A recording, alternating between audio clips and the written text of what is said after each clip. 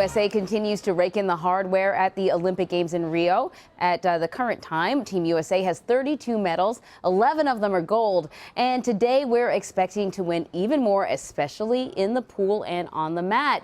Dana Jacobson of CBS Sports Network has been with us all week, and she's here to preview what we can expect in today's matchups. And we have some good ones today. I mean, when we're in the pool, it's always good for the U.S. know. Michael Phelps and Ryan Lochte. We're talking about world record holder versus most medals, right? And it's really incredible when you look at them. So they'll go head to head tonight.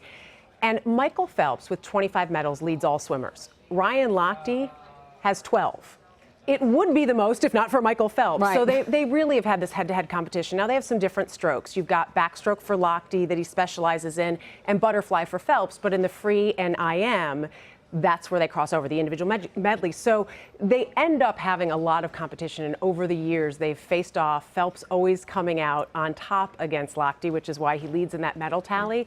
But it was interesting in hearing reports from down there. Phelps has talked about how the two of them have sort of grown up now. Maybe it was time that they grew up a little bit. They're in the same apartment together right now in Rio. You know, when they get in the water, though, it's all about the competition, and each one wants to win. Really interesting also to me was that Phelps has said, yet again, he's going to retire after these Olympics. Maybe this one will stick. Yeah. But I guess Ryan Lochte was a little more like, well, yeah, we'll wait and see. I'll believe it when I see it, because he's always had Phelps in front of him. But tonight it would be quite a statement for Lochte if he were able to somehow knock off Phelps. I don't know who to root for. I said that earlier. I was like, I kind of want the Phelps gold just to keep the flow going, but it would be a really nice sort of handing off of the torch if Lochte got it, or at least sort of that one little achievement that Lochte could be so proud of in being able to knock him off. Can we just talk a little bit about Lochte's hair? What is up with that? So from what I understand, it started off as a silver tone, and it's gotten green because of the chemicals in the pool. So the mystery of the green pool, we're coming closer? I'm told that's not why the pool's He's not rinsing his hair in the polo pool? Yeah, I hope not. I hope not. But something happened with the chemicals is what I'm told, which is why the color may look the way it does now. No, so I want to bring up another little side story. Kazakhstan, they got their first medal. So this was interesting. You want to root for the U.S. always. Josh Prino last night in breaststroke, I think it was 200 meter, did not get the gold medal. But if you had a reason to sort of be okay with that, it was because Kazakhstan got its first medal. This was a total upset in the event. Dmitry Balandin was the one who won, and he's the one who took home that medal.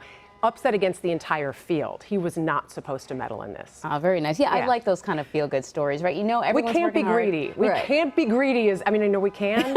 We shouldn't be greedy as the U.S. I'm sure Josh Prino would disagree with me. Right. So let's talk about the rivalry on the mat now. We have Reisman and Simone Biles, of course. So Ali Reisman and Simone Biles are the two leading the way for the U.S. gymnastics team. But remember also, we had Gabby from the last Olympics, who was the gold medalist. She's not going to be competing in the individual all-around tonight, Gabby Douglas, because you can only have 2 per team that make it per country, essentially. And so that's Ali and that's Simone. There's been a lot of talk that maybe Simone Biles could sweep and just go ahead and get gold in all of these individual events. But Ali has looked so good. Her parents are the ones we've enjoyed watching as they're sort of doing the body movement with her. Great story that came out. I don't know if it's great. Funny story that came out over social media. There was apparently a fire alarm in one of the buildings yesterday, and all of the women from the gymnastics teams, there's Simone, took their gold medals. Because if you're going to have to leave in a hurry, you do not want to leave the gold medal behind. You don't know if it's real or not. Yeah, and you don't want to leave your cell phone, because then how would you Snapchat the moment, I know. It's the generation there. There's a fire drill, I have my medal, and I have my phone. That's good. So we all know about it, at least now. Now, Simone, you know, she reminds me, you know, there's been a lot of comparisons between her and Michael Phelps in terms of their skill level is so far ahead of everyone else. Yeah, I mean, you watch her strength, the tricks that she can throw in the floor routine. She has a trick that is named after her because she's really the only one who can get that power. She is so small and powerful. The one thing I noticed the other night watching, and this is not an expert eye, this is just watching as a fan. You look at just the U.S. squad compared to all the other teams in their strength. Size may be the same, but the strength, the musculature to them, and you can understand why they've been so incredibly dominant. Yeah. Almost makes it boring to watch, but not really. No, you know what? I thought, oh, you don't want to know the result. I don't care that I know the result. It's great to watch, and I'm sure they're going to put on a show for us tonight. Yeah, definitely. Dana Jacobson, thank you so much. Thank you.